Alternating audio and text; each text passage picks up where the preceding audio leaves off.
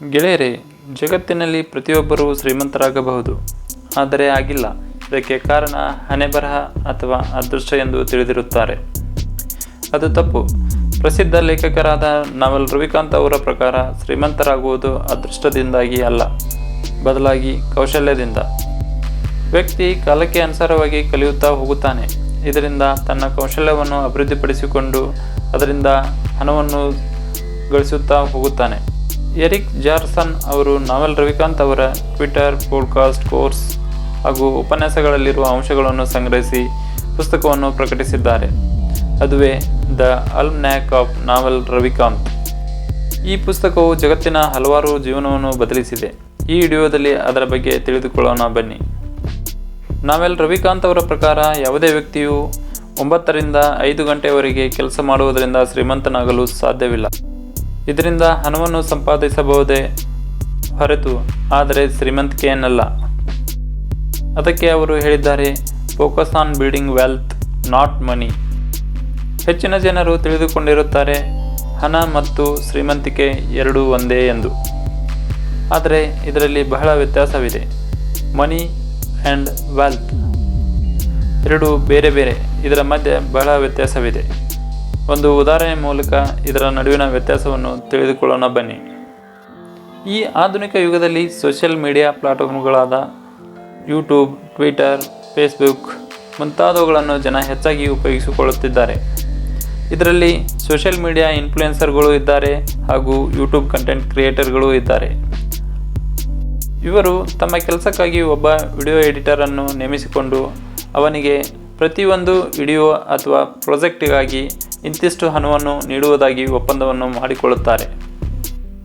ಅದೇ ಪ್ರಕಾರ ಅವನು ತನ್ನ ವಿಡಿಯೋ ಎಡಿಟಿಂಗ್ ಕೆಲಸವನ್ನು ಮಾಡಿ ಮುಗಿಸಿದ ಮೇಲೆ, ಅವರಿಗೆ ವಿಡಿಯೋವನ್ನು ನೀಡಿದ ಮೇಲೆ ಅವನಿಗೆ ಇಂತಿಷ್ಟು ಹಣವನ್ನು ನೀಡಲಾಗುತ್ತದೆ.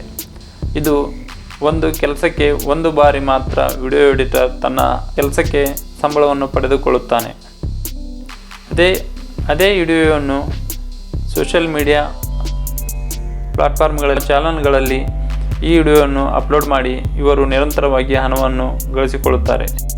ವಿಡಿಯೋ ಎಡಿಟರ್ಗೆ ಪ್ರತಿಯೊಂದು ವಿಡಿಯೋ ಎಡಿಟ್ ಕೆಲಸಕ್ಕಾಗಿ 2,000 ರೂಪಾಯಿ ಹಣವನ್ನು ನೀಡುವುದಾಗಿ ನಿಗದಿ ಮಾಡುತ್ತಾರೆ.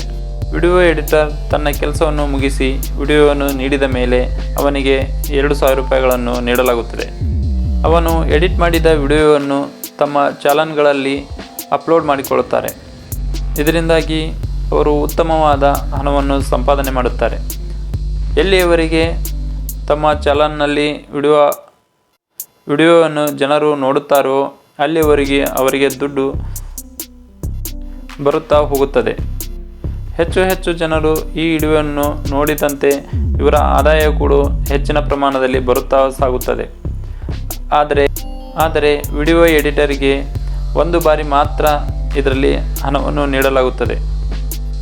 ಈ ಉದಾಹರಣೆಯಲ್ಲಿ ವಿಡಿಯೋ ಎಡಿಟರ್ ಪಡೆದುಕೊಂಡ ಹಣವನ್ನು ಮನಿ ಎಂದು, ಅದೇ ಕಂಟೆಂಟ್ ಕ್ರಿಯೇಟರ್ ಅಥವಾ ಸೋಷಿಯಲ್ ಇನ್ಫ್ಲುಯೆನ್ಸರ್ ತಮ್ಮ ವಿಡಿಯೋವನ್ನು ಅಪ್ಲೋಡ್ ಮಾಡಿ ಅದರಿಂದ ನಿರಂತರ ಆದಾಯವನ್ನು ಗಳಿಸುತ್ತಿರುವುದನ್ನು ವೆಲ್ತ್ ಎಂದು ಕರೆಯಲಾಗುತ್ತದೆ. ವಿಡಿಯೋ ಎಡಿಟರ್ಗೆ ಮತ್ತೆ ಹಣ ಬೇಕಾದರೆ ಮತ್ತೊಂದು ವಿಡಿಯೋವನ್ನು ಎಡಿಟ್ ಮಾಡಿದ ಮೇಲೆ ಅವನಿಗೆ ನೀಡಲಾಗುತ್ತದೆ. ಆದರೆ ಕಂಟೆಂಟ್ ಕ್ರಿಯೇಟರ್ಗೆ ನಿರಂತರವಾಗಿ ಅವರು ಮಲಗಿದರೂ ಕೂಡ ವಿಡಿಯೋದಿಂದ ಹಣ ಬರ್ತಾ ಸಾಗುತ್ತದೆ.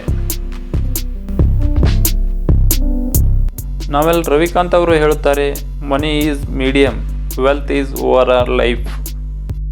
ನಾವು ಈ ರೀತಿಯಾಗಿ ತಿಳಿದುಕೊಂಡಿರುತ್ತೇವೆ, ಯಾವ ವ್ಯಕ್ತಿಯ ಹತ್ತಿರ ಹಣವಿರುತ್ತವೆಯೋ ಅವನು ಶ್ರೀಮಂತ ವ್ಯಕ್ತಿಯಾಗಿರುತ್ತಾನೆ ಎಂದು. ಆದರೆ ವಾಸ್ತವದಲ್ಲಿ ಹಾಗಾಗುವುದಿಲ್ಲ. ಇದಕ್ಕೆ ಉತ್ತಮ ಉದಾಹರಣೆ ಎಂದರೆ, ಹಲವಾರು ಬಾರಿ ಲಾಟರಿಯಲ್ಲಿ ಜಯಗಳಿಸಿ ತ್ವರಿತವಾಗಿ ಹಣವನ್ನು ಗಳಿಸಿದ ವ್ಯಕ್ತಿ ಅಷ್ಟೇ ಬೇಗನೆ 2 ರಿಂದ 3 ವರ್ಷಗಳಲ್ಲಿ ಎಲ್ಲ ಹಣವನ್ನು ಖರ್ಚು ಮಾಡಿ ಕಡು ಬಡತನ ಸ್ಥಿತಿಗೆ ತಲುಪಿದ ಉದಾಹರಣೆಗಳನ್ನು ನಾವು ನೋಡಿದ್ದೇವೆ. ಹೀಗೆ ಏಕೆ ಆಗುತ್ತದೆ ಅಂದರೆ, ನಮ್ಮ ಬಳಿ ಹಣವಿದೆ, ಆದರೆ ಅದನ್ನು ಮ್ಯಾನೇಜ್ ಮಾಡುವ ಸ್ಕಿಲ್ ಅಥವಾ ಕೌಶಲ್ಯ ಇಲ್ಲದಿರುವುದರಿಂದ.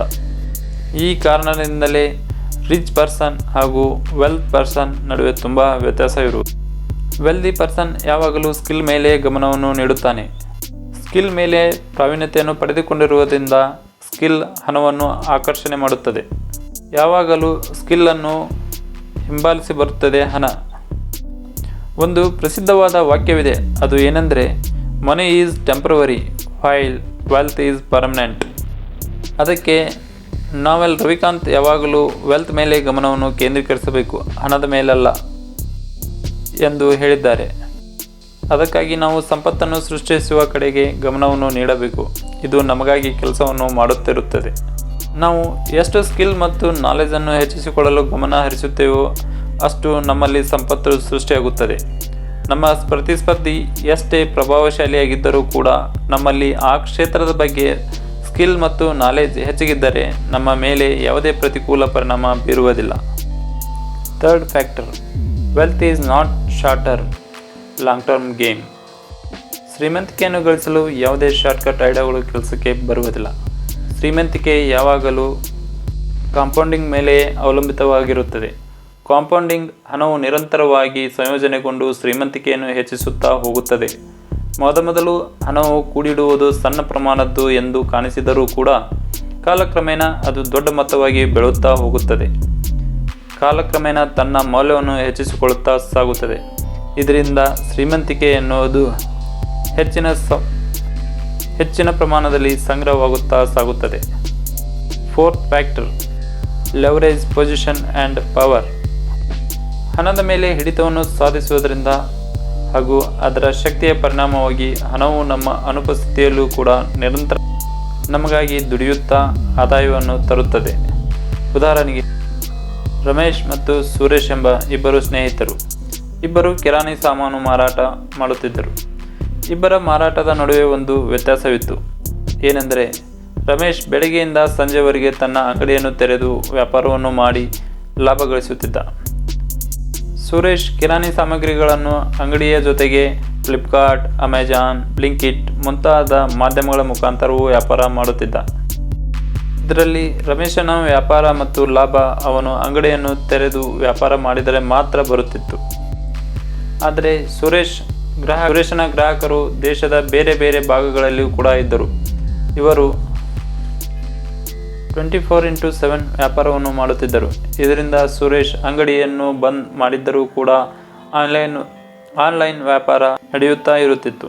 ಇವನು ತನ್ನ ಕುಟುಂಬದ ಜೊತೆಗೆ ಗೋವಾ ಟೂರ್ ಹೋದರೂ ವ್ಯಾಪಾರ ನಡೆಯುತ್ತಿರುತ್ತಿತ್ತು. ಈ ಉದಾಹರಣೆಯಲ್ಲಿ ಸುರೇಶ್ ಲೆವರೇಜ್ ಪೊಸಿಷನ್ ಮತ್ತು ಪವರನ್ನು ಸಾಧಿಸಿದ್ದನು. ಇದರಿಂದಾಗಿ ಅವನ ಅನುಪಸ್ಥಿತಿಯಲ್ಲೂ ಕೂಡ ಲಾಭವನ್ನು ಗಳಿಸುವಂತಾಯಿತು.